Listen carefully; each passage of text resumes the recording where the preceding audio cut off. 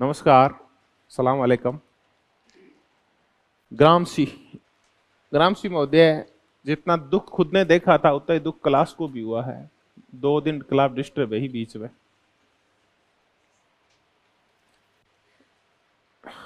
Antonio ग्रामसी।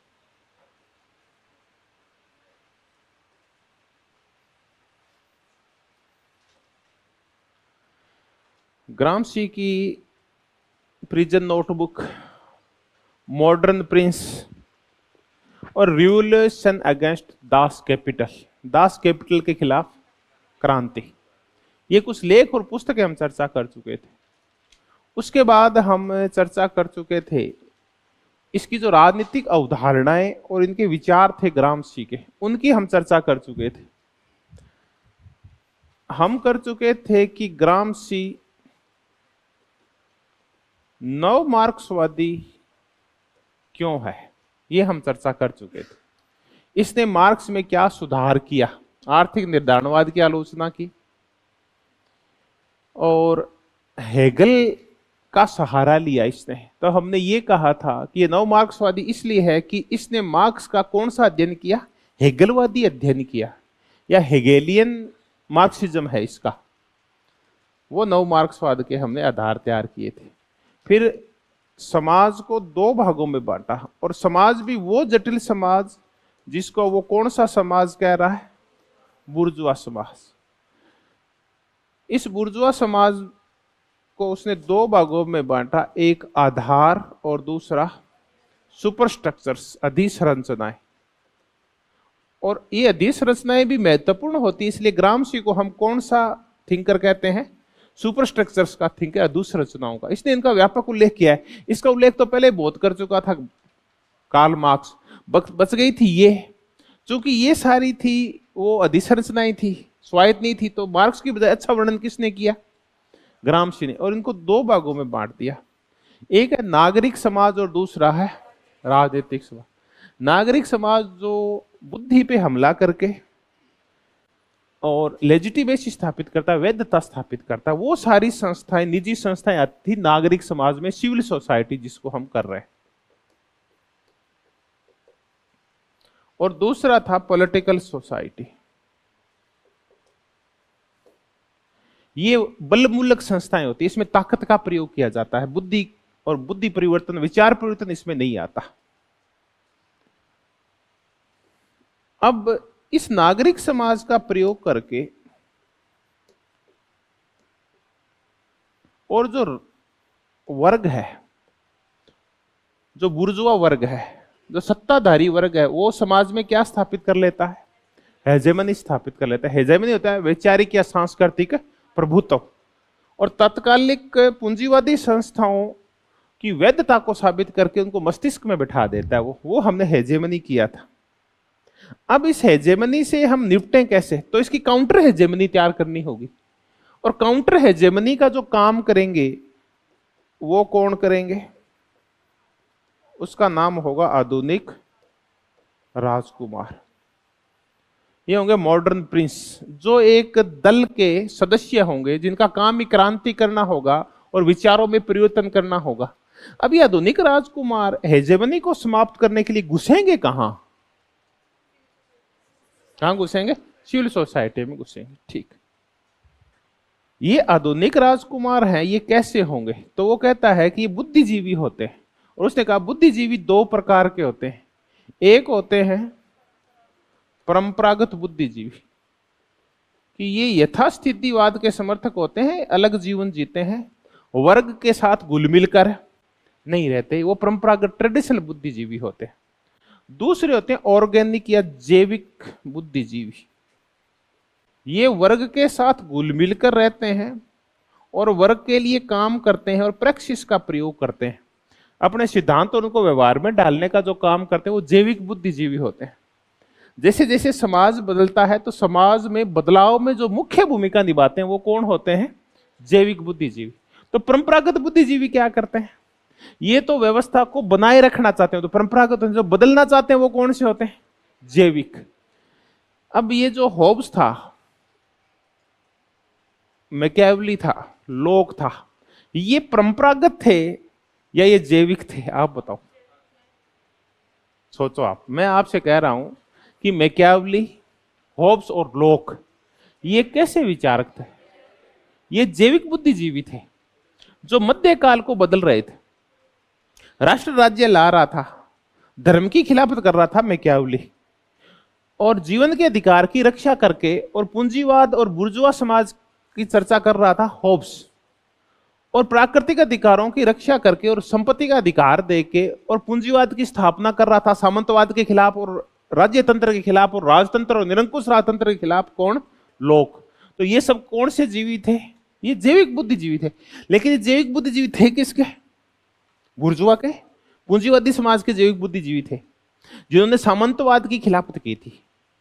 अब इनके खिलाफ भी अगर उनको बदलना है तो कौन से बुद्धिजीवी लाने पड़ेंगे? अब जो साम्यवाद की स्थापना करेंगे, जो मार्क्सवाद की स्थापना करेंगे, जो समाजवाद की स्थापना करेंगे, वो सारे बुद्धिजीवी लाने होंगे। तो बुद्धिजीवी बदल जाएंगे, क्योंकि जो कम्युनिस्ट बुद्धिजीवी होंगे, जो मार्क्सवादी समाज की स्थापना करेंगे, साम्यवादी की स्थापना करेंगे, उनके साथ संकट ये है कि उनके पास संसाधनों का क्या होता है? अभाव होता है। तो इंडिविजुअल रूप से बुद्धिजीवियों को तैयार करना बड़ा मुश्किल होता है, क्योंकि बुद्धिजीवी तब तैयार होते हैं जब उनके पेट में क्या होता है? पूर्ण भोजन होता है, उनकी सारी आर्थिक आवश्यकताएं पूरी होती है। तो सर्वहारा के पास या उपाश्रित जो लोग होते हैं, सबाल्टर्न जो होते हैं, उनके पास तो खुद के पास ही खाने को नहीं होता, उनके बुद्धिजीवी क्या खाएंगे? तब ऐसा किया जाता है कि बुद्धिजीवियों का एक सामूहिक निर्माण किया जाता है। वो सामूहिक रूप से एक व्यक्तित्व का निर्माण करते हैं, और वो व्यक्तित्व कौन सा होता है? आधुनिक राजकुमार यानी मॉडर्न प्रिंस। एक सामूहिक व्यक्तित्व है, ये एक दल है। इस दल के बुद्धिजीवी होते हैं जो एक दूसरे की सहायता करते हैं, समझाते हैं और चेतना का प्रसार करते हैं। तो ये हमने आधुनिक राजकुमार का कंसेप्ट किया था। फिर ये जो आधुनिक राजकुमार हैं ये करेंगे क्या? Modern Prince. तो मॉडर्न प्रिंस का तात्पर्य राजनीतिक दल क्या करेगा? तो राजनीतिक दल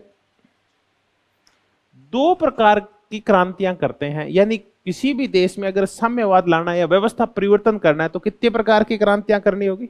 दो प्रकार। मार्क्स ने क्रांति का एक ही प्रकार बताया था, वो था स्थितियों का ही, उस कुछ नहीं उसने बताया नहीं, उसने क्रांति की चर्चा की, उसने और कुछ नहीं कहा। लेकिन बाद में क्या हुआ कि जो पूंजीवादी समाज था वो अत्यंत मात्रा में क्या हो गया था? जटिल हो गया था समाज। जबकि कार्ल मार्क्स ने इसको बहुत ही साधारण समझा था कि यहां सिर्फ कितने वर्ग होते हैं? दो वर्ग होते हैं, और जो शोषण का आधार होता है वो सिर्फ कौन सा होता है? आर्थिक होता है। बाद में समाज बदल गए हैं और ज्यादा जटिल हो गए, शोषण के और सारे आधार तैयार हो गए, विशेषकर मानसिक शोषण ज्यादा होने लगे, वैचारिक शोषण ज्यादा होने लगे, बुद्धि के ऊपर प्रभाव ज्यादा हो गया। तो ऐसे जटिल बुर्जुआ समाज हैं, उनमें कितने प्रकार की क्रांतियां हो सकती है?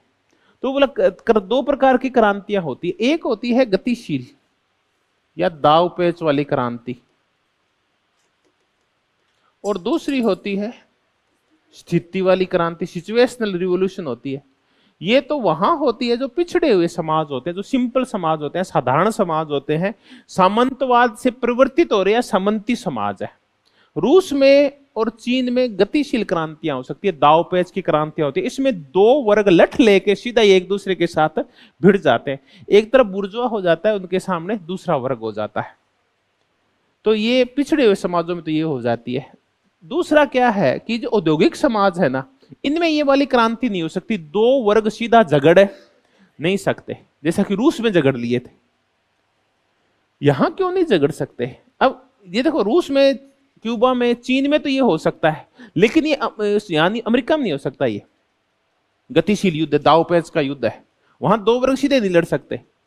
ये ब्रिटेन में नहीं हो सकता, ये जर्मनी में नहीं हो सकता, ये फ्रांस में नहीं हो सकता, स्पेन में, पुर्तगाल में, नॉर्वे, स्वीडन, डेनमार्क, यहां नहीं हो सकता ये। तो बताओ क्यों? क्योंकि जो वर्ग शोषित वर्ग है, जिसका शोषण हो रहा है, उसका मस्तिष्क तैयार ही नहीं है क्या करने के लिए? क्रांति करने के लिए। तो पहले उनका क्या बदलना होगा? मस्तिष्क बदलना होगा, फिर वो तैयार होंगे, फिर वो क्रांति करेंगे। तो इसको कौन सी क्रांति बोलते हैं? स्थितियों का युद्ध बोलते हैं। फिर गांधी की चर्चा चल रही थी कि गांधी क्या कर रहा है। तो गांधी क्या कर रहा है? पहले मानसिक परिवर्तन कर रहा है भारतीयों के अंदर, और फिर उसके बाद हड़तालें वड़तालें करा के कौन सी क्रांति कर रहा है? ये वाली क्रांति कर रहा है, सविनय अवज्ञा के द्वारा, अन्य के द्वारा। तो वो गतिशील क्रांति भी कर रहा है, दोनों का एक साथ उपयोग कर रहा है, इसका ये कहना है। यहां तक हमने इसके साथ साथ एक मुद्दे पे हमने और चर्चा कर ली थी। मैंने आपको यह भी बता दिया था कि ग्रामसी है वो राज्य को सापेक्ष रूप से क्या मानता है, स्वायत्त। ये क्यों मानता है? क्योंकि हमने देखा है कि आधार के साथ साथ महत्वपूर्ण क्या है, अधिसंरचनाएं भी। परिवर्तन कहीं से भी हो सकते हैं, वो अधिसंरचनाओं से भी शुरुआत कर सकते हैं, ये हमने देख लिया था। अब हम इससे आगे ग्रामसी को शुरू करते हैं। क्वेश्चन जो आमतौर के ऊपर आते हैं, सिविल सोसाइटी की परिभाषा आती है कई बार तो सीधी, कि किसने इनको मिट्टी और के टीले और बांध और किले कहा है, राज्य को पानी की खाई कहा है, ये सारा है। बुद्धिजीवियों के बारे में आ सकता है, मॉडर्न प्रिंस के बारे में ये कौन होता है। सबसे ज्यादा अगर क्वेश्चन, सिंपल क्वेश्चन जो नेट जेआरएफ में आते हैं, वो किसको लेके आते हैं? हेजेमनी आती है। सीधा ही आपको प्राधान्य लिखा आएगा, इंग्लिश में हेजेमनी लिखा आएगा, और सीधा किसके साथ जोड़ना है आपको? वो ग्रामसी के साथ। ये शब्द है नहीं, सबसे फेमस शब्द है ग्रामसी का। तो जैसे अब आज का टर्म्स आ रही है, तो सीधी टर्म्स आएगी, तो हेजेमनी या कल्चरल हेजेमनी, ये सब लिखा आएगा आपके, या आइडिया की हेजेमनी। अब दो शब्दों की ओर चर्चा कर लेते हैं जब इनकी चर्चा कर रहे हैं।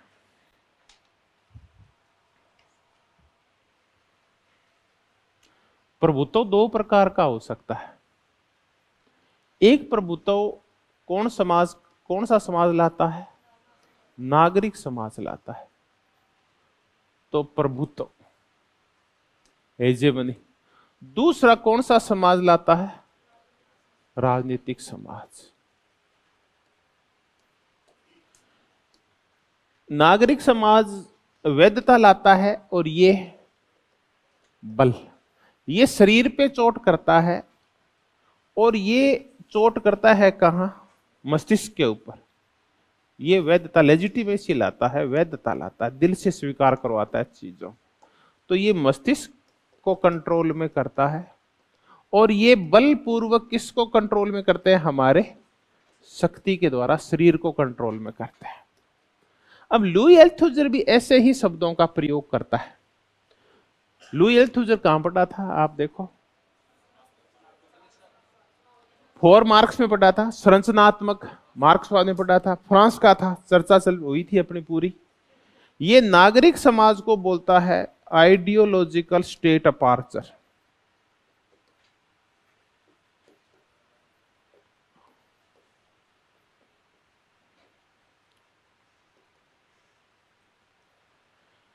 अपार्ट्स होता है यंत्र या उपकरण इनका, आईएस से बोलता है। ये दो शब्दावली बहुत ही फेमस है, क्यों आगे भी इनकी बार बार चर्चा आएगी। आईएस से, आइडियोलॉजिकल स्टेट अपार्ट्स। इसका तात्पर्य, अपार्ट्स होता उपकरण, वैचारिक राज्य उपकरण। इसका तात्पर्य क्या होता है? वैचारिक राज्य उपकरण। हाँ, ये ना आइडियोलॉजी के द्वारा, यानी राज्य स्टेट है, वो किस उपकरण का प्रयोग कर रहा है? आइडियोलॉजी का। दूसरा है रिप्रेशन वाले, दबाव वाले, इनको बोलता है दमनात्मक राज्य उपकरण।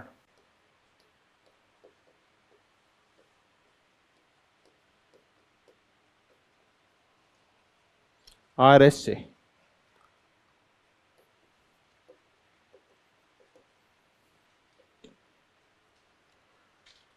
रिप्रेशन, दबाव या दमनकारी, स्टेट अपार्ट्स, दमनात्मक राज्य उपकरण।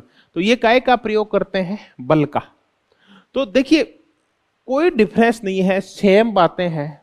जो ग्रामसी कह के गए उन्हीं को कुछ और शब्दों में कौन बोल के चला गया है? लुई अल्थुजर चला गया है। तो लुई अल्थुजर के जो शब्दावली है आईएस से और आरएस से, आइडियोलॉजिकल स्टेट अपार्ट्स और रिप्रेशन स्टेट अपार्ट्स, दमनात्मक राज्य उपकरण। अब आप ये बताओ कि आइडियोलॉजिकल स्टेट अपार्ट्स कौन कौन से हैं? चलो आपसे पूछ, अगले क्वेश्चन भी आ सकता है कि ये बताओ कि वैचारिक राज्य उपकरण कौन कौन से हैं? सबसे अच्छा माध्यम है शिक्षा, हमारा परिवार, धर्म, हमारे क्लब, हमारे पीयर्स ग्रुप, मित्र मंडली, ये सब कौन से हैं? आइडियोलॉजिकल है, ये विचार पैदा, गुड, नागरिक समाज वाले। तो ये बताओ दमनात्मक कौन से हैं फिर? गुड, पुलिस है, मिलिट्री है, हमारी न्यायपालिका है, सरकार है। ये क्या करती है? दमनात्मक राज्य उपकरण। ठीक, यहां तक हम समझ गए हैं। और हमने इसके साथ साथ काय की चर्चा कर ली है, लुई अल्थुजर की भी चर्चा कर ली। कौन सी पुस्तक की थी? 4 मार्क्स। अब हम इसे आगे बढ़ते हैं और कुछ छोटी छोटी शब्दावलियां करते हैं इसकी। हम एक चर्चा कर रहे हैं हिस्टोरिकल ब्लॉक, हो सकता है सीधी शब्दावली आ जाए हिस्टोरिकल ब्लॉक। ऐतिहासिक गुट,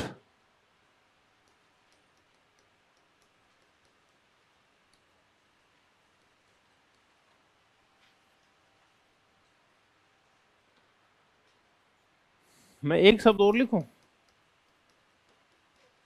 ये क्या था? ऐतिहासिक सापेक्षवाद। ये शब्दावली बताई थी, याद आ रहा है क्या आपको?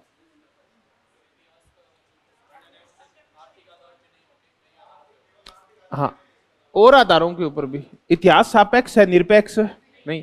इतिहास को केवल आर्थिक तत्व प्रभावित नहीं करते बल्कि और सारे तत्व भी प्रभावित करते हैं। ऐतिहासिक सापेक्षवाद है। और ये मैं लिख दो ऐतिहासिक निरपेक्षवाद है। अब मैं एक शब्द लिख रहा हूं, ऐतिहासिक निरपेक्षवादी कौन कौन है? तो मैं आपको 2 ही शब्द बोलूंगा। ऐतिहासिक निरपेक्षवादी है हेगल और वो है कार्ल मार्क्स। हेगल कह रहा है कि इतिहास एक ही निरपेक्ष तत्व की वजह से बढ़ता है, वो है आइडिया। और कार्ल मार्क्स कहता है एक ही तत्व की वजह से बढ़ता है, वो है मैटर। सापेक्षवाद कहता है और भी तत्व है वो महत्वपूर्ण होते हैं। हम तो ऐतिहासिक गुट की चर्चा कर रहे हैं। ये कौन है? सिंडिकलिज्म, जॉर्ज सोरेल का सिंडिकलिज्म हमने कई बार पढ़ा है।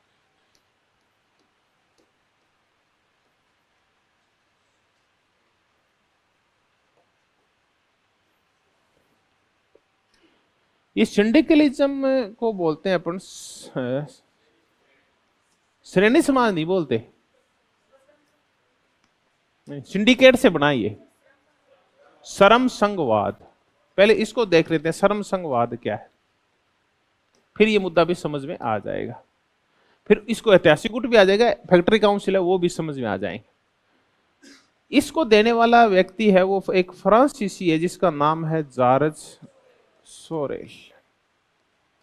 जॉर्ज सोरेल कह रहा है चूंकि मूल झगड़ा आर्थिक तत्वों को लेके है तो राजनीति में हस्तक्षेप क्यों करें, सीधा ही कहां कब्जा कर लें? आर्थिक क्षेत्र पे कब्जा कर लो, सीधे फैक्ट्रियों पे कब्जा कर लो। मजदूर जो काम करेंगे वो फैक्ट्रियों पे कब्जा कर लेंगे, हड़ताल कर देंगे तोड़ फोड़ करके और फैक्ट्रियों पे कब्जा कर लेंगे। ये एक फ्रांसीसी विचारक था जॉर्ज सोरेल जिसने श्रम संघवाद दिया है, सिंडिकलिज्म दिया है। तो हमें एक बार नाम याद करना है किसका? जॉर्ज सोरेल का, जो कि फ्रांस का था। जब फेबियनवाद आया था ब्रिटेन में, और फेबियनवाद से निकली हुई एक धारा है वो है श्रम संघवाद, जिसको अपन बोलते हैं गिल्ड सोशलिज्म। गिल्ड सोशलिज्म किया था कि गिल्ड से नेतृत्व करेगी उद्योगों का, एक पूंजीपति नेतृत्व नहीं करेगा बल्कि एक समूह होगा वो चलाएगा उद्योगों को। तो गिल्ड सोशलिज्म किया था। तो जिस टाइम ब्रिटेन में गिल्ड सोशलिज्म था उस टाइम फ्रांस में क्या चल रहा था? सिंडिकलिज्म चल रहा था। अब इतने जॉर्ज सोरेल नाम याद हो गया, इससे ये अवधारणा आई है ऐतिहासिक गुट, हिस्टोरिकल ब्लॉक बनाना पड़ेगा। इस ब्लॉक में कौन कौन शामिल होंगे? तो ग्रामसी ये कहता है कि समाज उतना सिंपल नहीं है जितना सिंपल कार्ल मार्क्स कह के है। एक समाज में हितों की बहुलता पाई जाती है।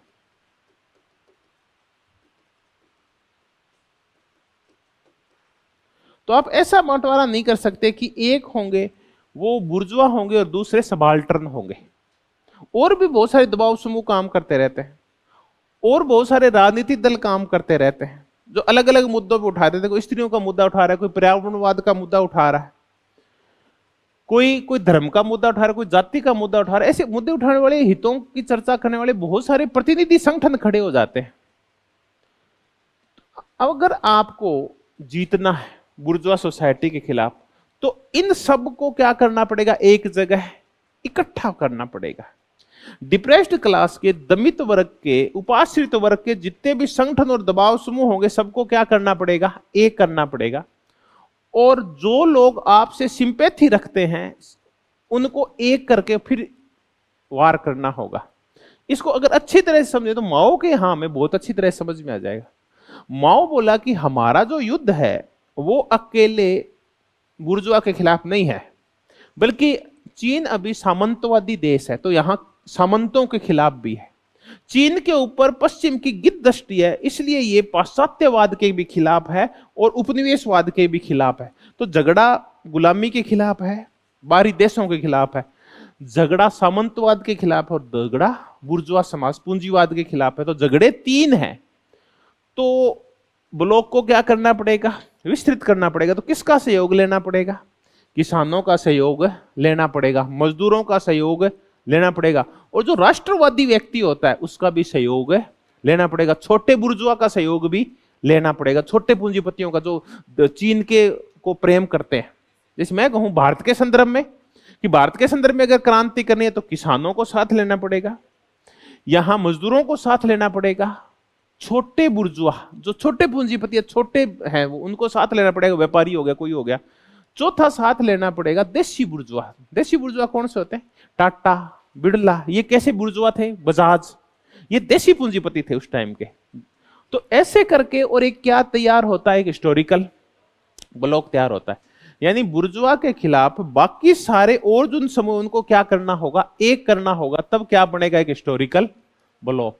अकेले मजदूरों के बल के ऊपर युद्ध जीता नहीं जा सकता, क्रांति नहीं की जा सकती बुर्जुआओं के खिलाफ। तो अन्य का भी सहयोग लेने को वो क्या बोलते हैं? हिस्टोरिकल ब्लॉक बोलते हैं।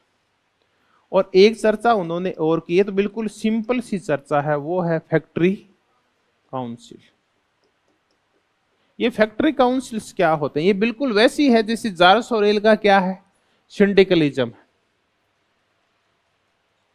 आप जिनको विश्वविद्यालयों की सिंडिकेट समझ में आती है उनको ये चीजें समझ में आती है। सिंडिकेट में विभिन्न समूहों के प्रतिनिधि बैठते हैं। यूनिवर्सिटी की जब भी सिंडिकेट की बैठक होती है आप देखें, वहां शिक्षकों के प्रतिनिधि आएंगे, वहां छात्रों के प्रतिनिधि आएंगे, वहां जो सत्ताधारी दल है उसके प्रतिनिधि आएंगे, राज्य के प्रतिनिधि आएंगे, ऐसे करके और एक सिंडिकेट तैयार होती है। जहां सिंडिकेट का तात्पर्य है जहां विभिन्न समूहों के प्रतिनिधि क्या होते हैं? इकट्ठा होते हैं, उसको हम सिंडिकेट बोलते हैं। इसी से शब्द क्या बन गया है? सिंडिकलिज्म बन गया है। एक होती है लेबर यूनियन।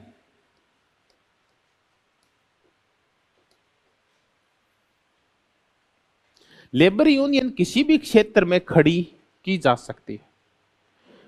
ईंट भट्टा वालों की एक लेबर यूनियन होती है, ईंट भट्टा लेबर यूनियन। जो चमड़े की फैक्ट्री में काम करते हैं उनकी अलग हो सकती है। लोहे की फैक्ट्री काम करने वालों की आयरन मैन लेबर यूनियन हो सकती है। जो सफाई करते हैं उनकी लेबर यूनियन अलग हो जाएगी, जो टेम्पो चलाते हैं उनकी लेबर यूनियन अलग हो जाएगी, बस चलाने वालों की लेबर यूनियन अलग हो जाएगी। तो ये होती है लेबर यूनियन जो हर एक क्षेत्र में अलग अलग काम करती है। जब सारी लेबर यूनियन एक जगह इकट्ठी हो जाए और वहां से एक एक दो प्रतिनिधि ले लिए जाए उनकी संख्या के अनुपात में, तो क्या बनती है? सिंडिकलिज्म। सारे व्यवसायों के काम करने वाले सर्वहाराओं के प्रतिनिधि जब एक जगह इकट्ठे होते हैं, मजदूरों के जो समस्त क्षेत्रों के मजदूर उनके प्रतिनिधि एक जगह इकट्ठे होते हैं, क्या बनती है? एक सिंडिकेट बनती है। इसी से बना है श्रम संघवाद या सिंडिकलिज्म। और इसको वो क्या बोलता है? फैक्ट्री काउंसिल्स बोलता है। तो ये भी जार्ज सोरेल से प्रेरित है उसकी बात। तो हमने दो शब्दावली और देखी, हिस्टोरिकल ब्लॉक देखा और क्या देखा? फैक्ट्री काउंसिल देखी। अब हम इसकी एक चीज और देखते हैं। एक लाइन आ सकती है, बुद्धि का निराशावाद और इच्छा शक्ति का आशावाद।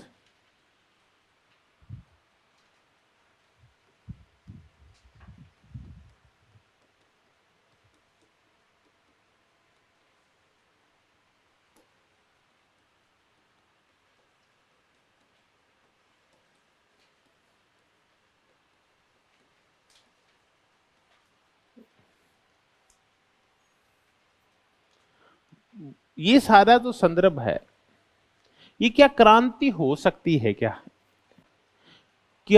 फांसीवाद की खिलाफत हो सकती है? क्या हम चर्चा तब की कर रहे हैं जब इटली में 1923 के बाद मुसोलिनी आ गया है, 19 और फांसीवाद आ गया। वह उसके 10 साल बाद जर्मनी में क्या आया था?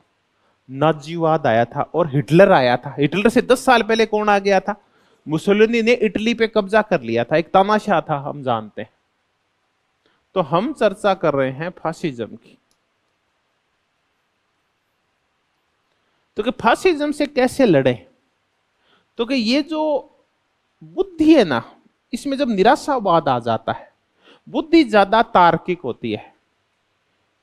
ज्यादा तार्किक बुद्धि प्लेखानोव की थी, कुछ ज्यादा ही पढ़ लिया।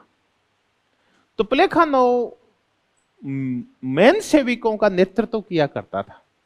मैन सेविक होते हैं अल्पसंख्यक, रशियन शब्द है, और बॉल सेविक होते हैं बहुत से। तो प्लेखानोव और लेनिन दोनों बैठे। वो बोला, प्लेखानोव से लेनिन बोला, क्रांति का बड़ा उपयुक्त समय है और हमें क्या कर देनी चाहिए? क्रांति कर देनी चाहिए। वो बोला, लेनिन अभी जिस हिसाब से गुरुजी बता के गए हैं, क्रांति का उपयुक्त समय नहीं आया है। बोला, गुरुजी क्या बता गए? कार्ल मार्क्स जी, कि कार्ल मार्क्स कह के गया क्रांति सीरीज में होगी। पहले सामंतवाद को कौन हटाएगा? बुर्जुआ हटाएंगे। फिर उसकी सामंत हट जाएंगे तो बुर्जुआ बैठ जाएंगे, यानी पूंजीपति बैठ जाएगा। और पूंजीपति को हटाने के लिए कौन आएंगे? मजदूर आएंगे। तो लेनिन बोला, अच्छा पहले एक क्रांति इंतजार करेंगे अपन, तब तक देखते रहे भी। पहले पूंजीपति किसको मारेंगे? सामंतों को। फिर पूंजीपतियों को हम मारेंगे। तो इसका मतलब अपन दोनों इस जीवन में तो क्रांति देख ही नहीं पाएंगे, क्योंकि पहले तो रूस है जो अर्ध सामंती है, अर्ध औद्योगिक देश है। पहले उसका पूर्ण रूप से क्या होगा? रूस का औद्योगिकरण होगा। पूरा समाज कितने वर्गों में बांट जाएगा? 2 वर्गों में। पूंजीपति शक्तिशाली होंगे, वो सामंतों को मारेंगे, और उसके बाद क्रांति होगी, फिर औद्योगिकरण होगा, और फिर आगे क्रांति होगी। तो बहुत लंबा टाइम लग जाएगा। तो प्लेखानोव को बोला, भी मैं तेरी बातों से साम्यता नहीं रखता, मैं तो आज ही क्रांति करूंगा, अभी क्रांति करूंगा। चाहे कार्ल मार्क्स कह के गया था कि क्रांति उन देशों में पहले होगी जो कौन होंगे? औद्योगिक होंगे। प्लेखानोव बोला कि अपना देश तो औद्योगिक है ही नहीं, यहां तो अधिकांश लोग क्या करते हैं? खेती करते हैं।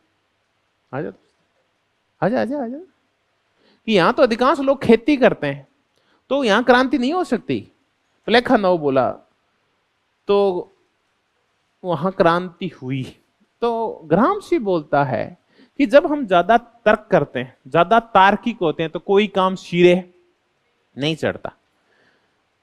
हुआ क्या है कि जैसे ही फासिज्म आया ना, तो जो बुद्धिवादी लोग थे, साहित्यकार है या कवि हैं या विचारक हैं, वो ये सोच रहे हैं कि इसका कोई इलाज नहीं है। तो ऐसा करके उन्हें निराशा आ गई है, और वो मुसोलिनी का विरोध नहीं कर रहे हैं। जबकि क्रोचे जैसा विद्वान भी किसका पक्षधर हो गया था? मुसोलिनी का पक्षधर हो गया था। हमने शुरुआत में चर्चा की थी। वो बोला कि इससे लड़ने का एक ही तरीका है, वो क्या है? इच्छा शक्ति। कि रूस की क्रांति जो हुई ना, उसके पीछे क्या थी? लेनिन और बोल्शेविकों की क्या थी? इच्छा शक्ति थी। इसके पीछे किसका प्रयोग नहीं किया गया था?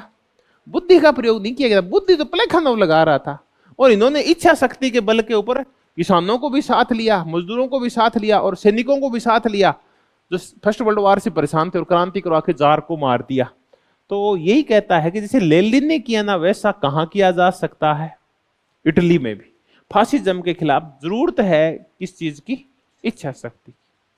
तो कई बार बुद्धि के ऊपर विल हावी हो जाती है। इंटेलेक्चुअली जब हम कहते हैं इंटेलेक्चुअल है, उसके ऊपर क्या हावी हो जाती है? विल। विल से आप कुछ भी जीत सकते हैं। तो ये फासिज्म से लड़ाई का तरीका बता रहा है कि अकेली बुद्धि नहीं जीत पाएगी, इसमें आप इच्छा शक्ति होगी तो आप फासिज्म के खिलाफ भी संघर्ष जीत लोगे। उसके बाद उसने इस फासिज्म की व्याख्या की। इस फासिज्म है क्या? तो फासिज्म की व्याख्या करते वो एक शब्द का प्रयोग करता है, वो क्या है? शिजरवाद है।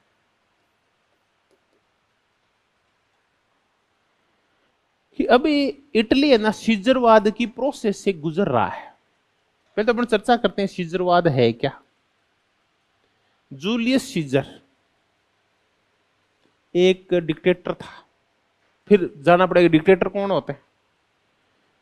इसके लिए आज से लगभग 1500, 1600 साल, 1700 साल पहले जाना पड़ेगा, जब रोमन गणतंत्र की चर्चा करनी पड़ेगी।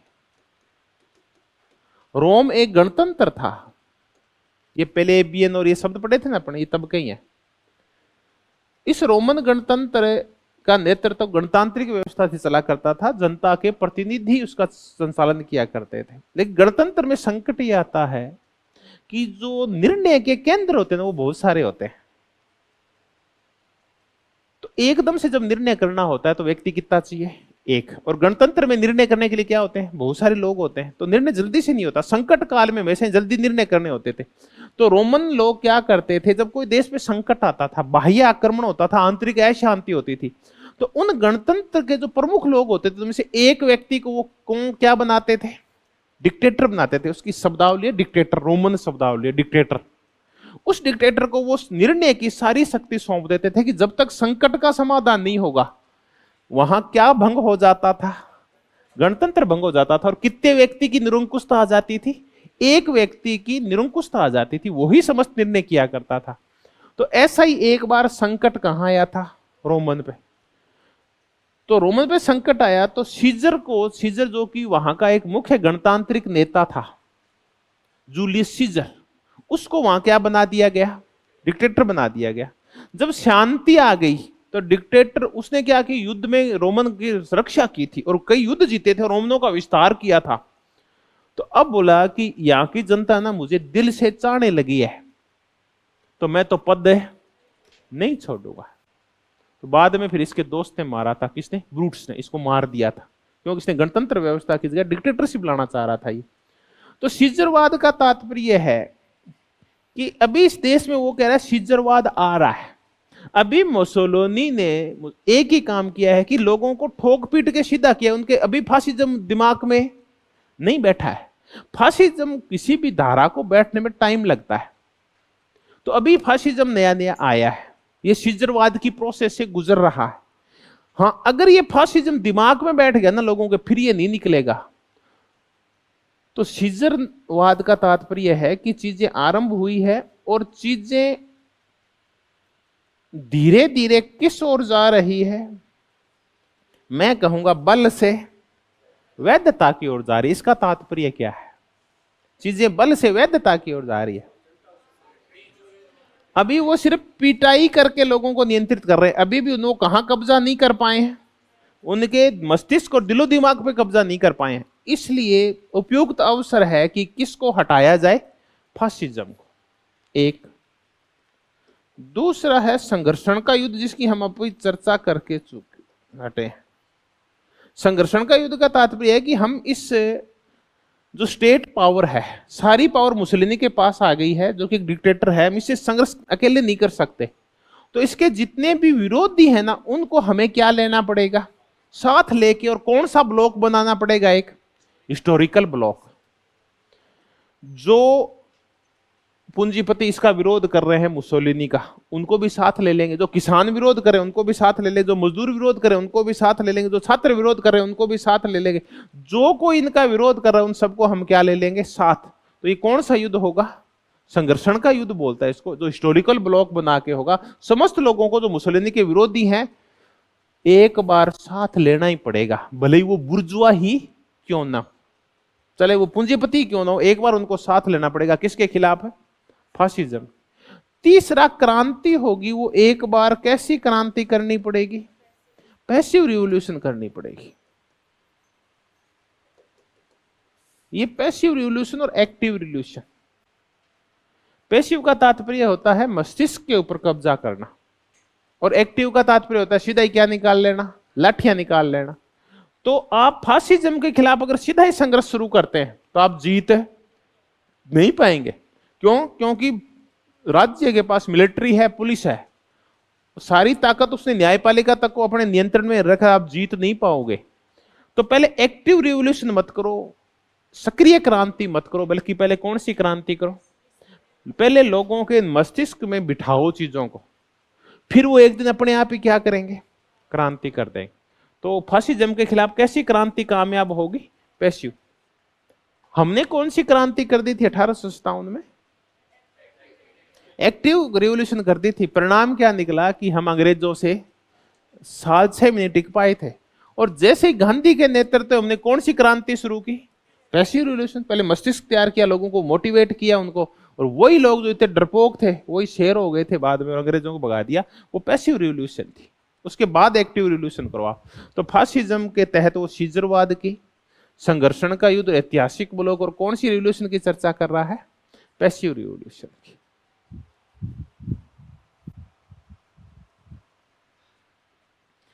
अब दो मुद्दों की और चर्चा बची है, जिनकी पहले भी चर्चा हो चुकी है, और चर्चा कर लेते हैं। एक तो बिल्कुल नई चर्चा है, उससे पहले मैं पुरानी चर्चा करूंगा, और मैं आपको प्रैक्सिस की थ्योरी कराऊंगा, थ्योरी ऑफ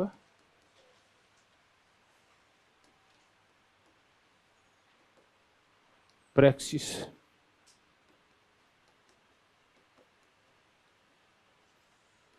गलत तो नहीं लिख दी स्पेलिंग, कोई बता देना, देखिए हो ही जाती है मेरे से एक आधा शब्द तो। Theory of praxis. पहले था प्लेटो, फिर आया अरस्तु। प्लेटो ने समस्त ज्ञान को क्या कर रखा था? एक कर रखा था।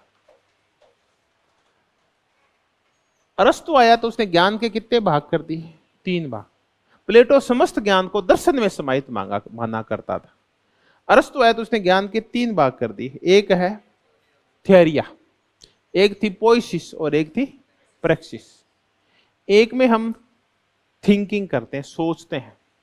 दूसरे को हम ड्राइंग करते हैं, उसको व्यवहार में कैसे डालें, आज हम और कर लेंगे। और तीसरे में हम किसी भी सिद्धांत को कहां डालते हैं? व्यवहार में डालते हैं। अब इसे ऐसे होता है, एक होता है सोचना, एक होता है सोचे हुए को लिखना, और तीसरा होता है लिखे हुए को व्यवहार में डालना। 3 काम हो गए। तो एक तो दिमाग में आया, उसको आपने उतार दिया किसी के ऊपर, वो हो गया पोइसिस। और जो उतरे हुए को, लिखे हुए को आपने कहां डाल दिया? व्यवहार में डाल दिया, वो हो गया प्रैक्सिस। तो सबसे जो जोरदार गतिविधि होती है वो कौन सी होती है? टॉप गतिविधि कौन सी होती है? प्रैक्सिस। सबसे सर्वोच्च ज्ञान प्रैक्सिस का ज्ञान होता है। ये हमें कौन बता के गया था? अरस्तु। सीधी सी थ्योरी है, इसके द्वारा सिद्धांत को कहां डाला जाता है?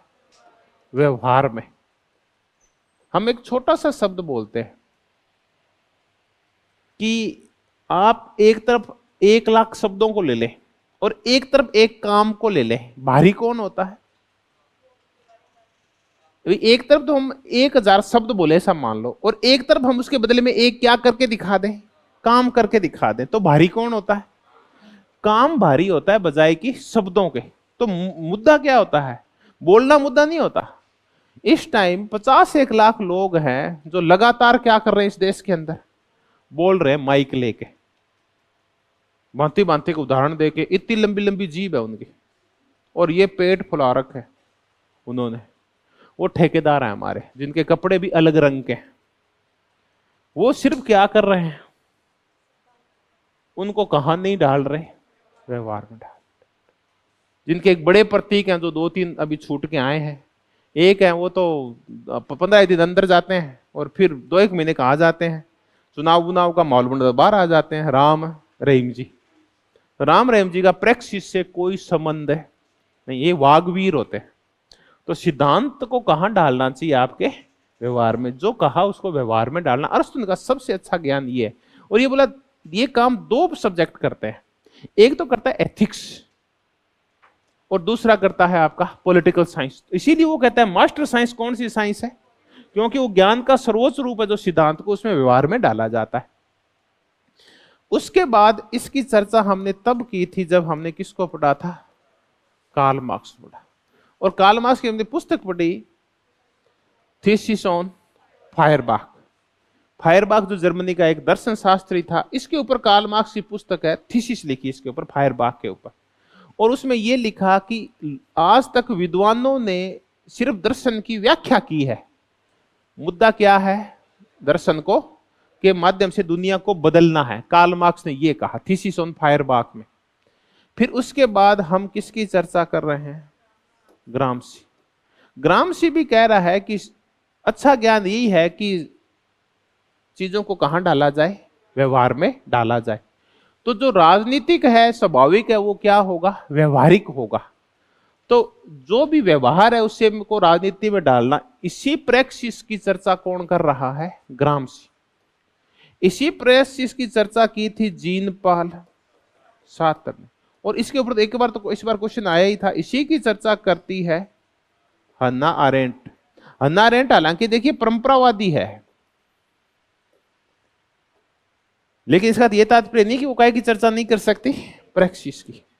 ये कहते हैं हम तीन प्रकार के काम करते हैं, एक हम लेबर करते हैं, एक हम वर्क करते हैं, और एक हम एक्शन करते हैं। हम तीन प्रकार की गतिविधियां करते हैं। वो कहते हैं ये सबसे घटिया गतिविधि होती है लेबर, ये हम पेट पालने के लिए करते हैं, खुद के लिए करते हैं। दूसरा होता है वर्क, ये हम खुद के लिए भी करते हैं, औरों के लिए भी करते हैं। अगर आप एक मजदूर हैं, अगर आप एक किसान हैं, अगर आप इंजीनियर हैं, तो आप किसके लिए काम कर रहे हैं? खुद के लिए जो काम करते हैं वो लेबर है, वर्क। ये जो सुंदर मूर्तियां बनाते हैं, ये जो कलाकृतियां बनाते हैं, जो फिल्में बनाते हैं, इनका दो उद्देश्य होते हैं। एक होता है खुद की संतुष्टि, और एक जनता को भी इनसे क्या आता है? आनंद आता है। वो कौन सा काम होता है? ये फिल्में बनाना, पेंटिंग बनाना, मूर्तियां बनाना, कलाकृतियां बनाना, वो वर्क होता है जिसमें सृजनात्मकता किसी और रूप में सामने आती है। सबसे उच्च गतिविधि कौन सी होती है? एक्शन। ये नागरिक होते हैं, वो एक्शन करते हैं। अगर आपको एक्शन समझ नहीं आ रहा है तो अरस्तु के नागरिक की कल्पना करो। वो घर के कामों के बजाय कौन से काम करता था? वो समाज सेवा के जो काम करता है, राजनीतिक और सार्वजनिक गतिविधियों में भाग लेता है, जो पब्लिक स्फीयर में भाग लेता है, उसको हम क्या बोलते हैं? एक्शन बोलते हैं। ये है एक्शन, ये सर्वोच्च गतिविधि होती है। आप बताओ कुछ ऐसे उदाहरण दो जिनमें एक्शन है, ऐसे कुछ दो चार एक भारत के लोग बताओ जो एक्शन करते हैं। आप कहते हैं कि वो सलमान खान करता है, वो शर्ट बट फाड़ के, वो नहीं, एक वो ऐसे फेंक के वो एक सिगरेट मुंह में ले लेता है, कौन सा? रजनीकांत। हाँ, एक बार आप विश्वास नहीं करेंगे, दो व्यक्तियों में प्रतियोगिता हुई। एक थे रजनीकांत जी और एक थे महापुरुष। दो व्यक्ति थे। महापुरुष कहते समझ आया करो, बोलना नहीं है। तो दोनों एक बार मिले तो रजनीकांत उस एक निश्चित एक बार उसको एक पार्टी में घुसाने की कोशिश हुई थी, फिर बोला मैं तो मेरी स्वतंत्र पार्टी बनाऊंगा, मैं तो महापुरुष वाली पार्टी में नहीं जाऊंगा। तो रजनीकांत और वो दोनों मिले। मिले तो रजनीकांत बोला कि महापुरुष जी, मैंने बहुत बुरे दिन देखे, और मेरा अगर आप जीवन चरित्र पढ़ लो, मेरा संघर्ष पढ़ लो, तो आपकी आंखों में आंसू आ जाएंगे। बोला कैसे? वो बोला कि मैं जब बचपन में इतने अभाव देखे हैं मैंने कि हमारे घर पे मोमबत्ती तक नहीं होती थी, तो मैं अगरबत्ती की रोशनी में पढ़ा हूं, अगरबत्ती की। महापुरुष के ऊपर कोई प्रभाव है नहीं पड़ा। बोला अच्छा फिर? कि मैंने इससे बड़े भाव देखे। कैसे? कि हमारी तो अगरबत्ती भी नहीं थी। मेरा एक दोस्त था, उसका नाम था विद्युत कुमार। वो आता था और आके मेरे पास बैठ जाता था और मैं पढ़ता रहता था कि फिर ये तो कुछ भी नहीं है। एक बार तूफान आ गया, तो मेरा दोस्त विद्युत कुमार है, नहीं आ पाया। तब मेरे घरों में एक बहन लगती थी, इसका नाम था बिजली कुमारी। वो अपने घर बैठी थी, वहां से फिर मैंने पढ़ा के तो नतमस्तक हो गया। कौन है? रजनीकांत। ये जोड़े हाथ, मैं आपकी बराबरी नहीं कर सकता। तो खैर मैंने एक्शन से मुद्दे की चर्चा तब मैं कर रहा था। एक्शन वो एक्शन नहीं है। कौन सा एक्शन बताओ? वर्तमान में भी आपको ऐसे मिल जाएगी। अन्ना हजारे कौन से क्षेत्र से जुड़े हुए? एक्शन से। मेधा पाटकर एक्शन से। ये अपने अजमेर वाली ये पति पत्नी दोनों, बंकर राय और अरुणा राय, कैसे जुड़े हुए? एक्शन से। ये होता है एक्शन। तो हन्ना अरेंट कौन सी गतिविधि को श्रेष्ठ मानती है? एक्शन। एक्शन में आप क्या कर रहे हैं? सिद्धांतों को क्या ढाल रहे हैं? व्यवहार में ढाल रहे हैं। औरों के लिए काम करना एक्शन है। ये है प्रेक्सिस। तो हमने ग्रामसी भी किसका समर्थक है? प्रेक्सिस का समर्थक है। ये तो हमने ग्रामसी के खुद के विचार थे वो कंप्लीट कर लिए। अब हम करेंगे नवग्रामसीवाद। ये क्या है? नवग्रामसीवाद की चर्चा।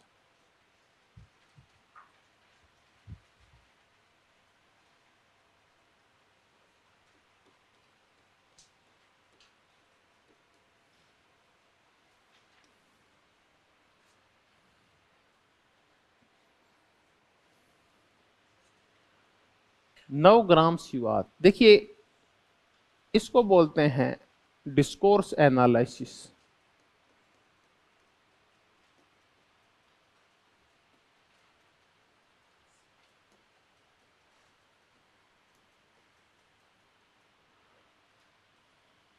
विमर्श विश्लेषण, इसका ये नाम भी है, विमर्श विश्लेषण।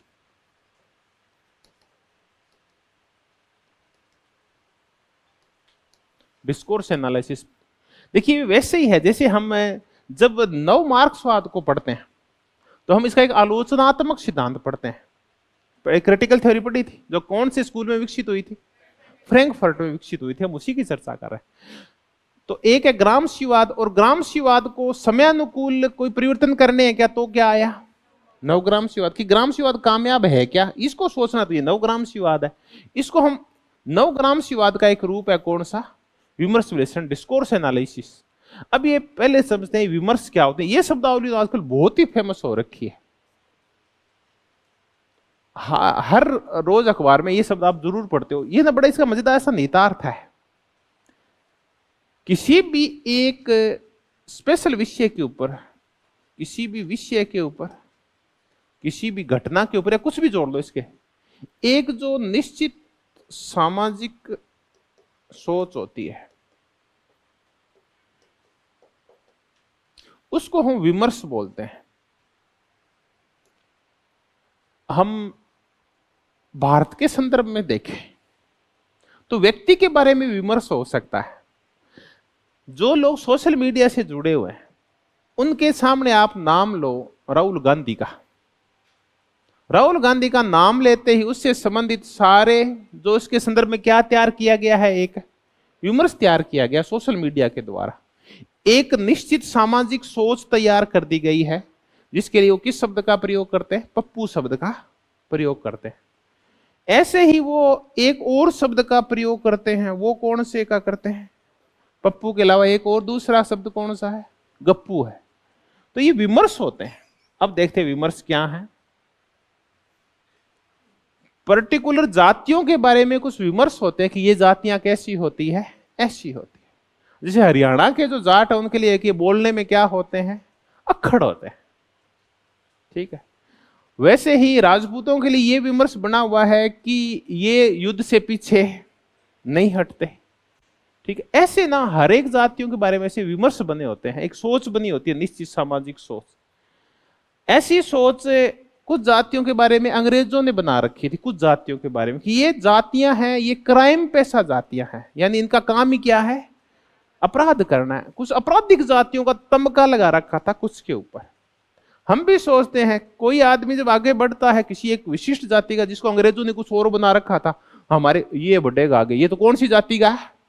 कल तक तो ये काम किया करते थे, ताले तोड़ा करते थे, चोरियां किया करते थे, भैंसे चुराया करते थे। ऐसे करके क्या तैयार कर दी जाती है? एक सामाजिक सोच।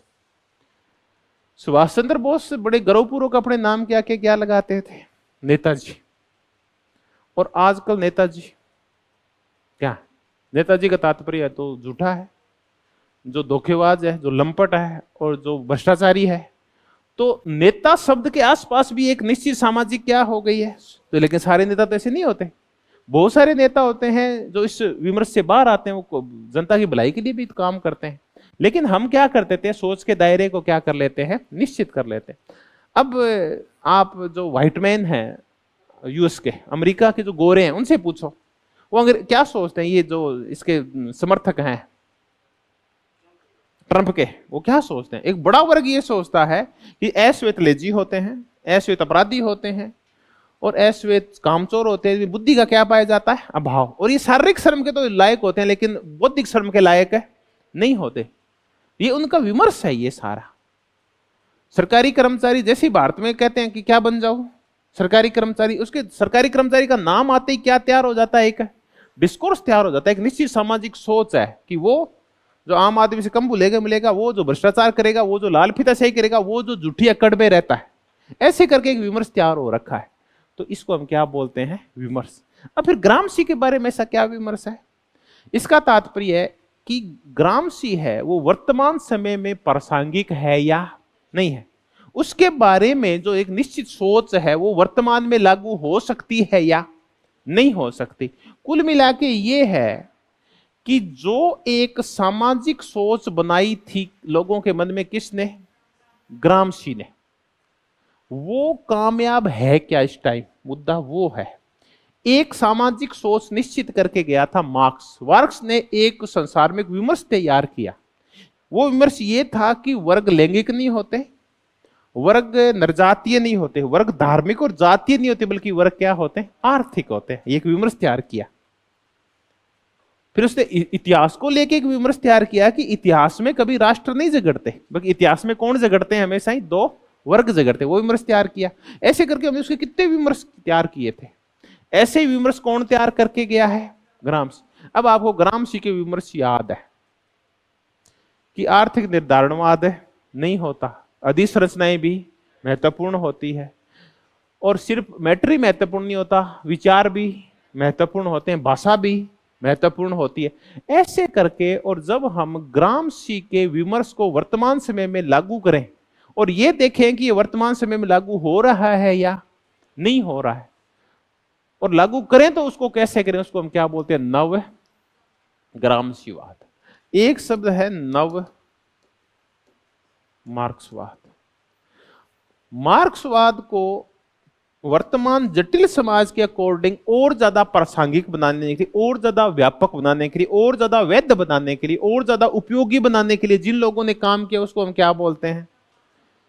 अगर आप मार्क्स में सुधार नहीं करोगे तो बदलते समाज के अकॉर्डिंग मार्क्स प्रासंगिक नहीं रह पाएगा, इररिलेवेंट हो जाएगा। इसको रिलेवेंट रखना है अगर मार्क्स को, तो समय अनुकूल उसमें क्या करना पड़ेगा, परिवर्तन। इसको हम क्या बोलते हैं, नव मार्क्सवाद बोलते हैं। उसमें हेगल भी घुसाना पड़ेगा, उसमें मैक्स वेबर भी घुसाना पड़ेगा, उसमें ये आपका फ्राइड भी घुसाना पड़ेगा, ग्राम्सी के विचार भी घुसाने पड़ेंगे, तब क्या तैयार होता है, नव मार्क्सवाद। और ऐसे ही क्या तैयार होता है, नव ग्राम्सीवाद तैयार होता है। अब हम चर्चा करें नव ग्राम्सीवादी कौन कौन है।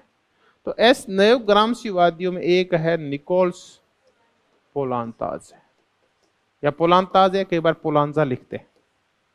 ऐसे में ही हम दो नाम बड़े फेमस पढ़ते हैं, वो इंटरनेशनल पॉलिटिक्स में काम करते हैं, आईपी में। इनकी तो हम खूब चर्चा करेंगे जब आईपी की थ्योरीज करेंगे।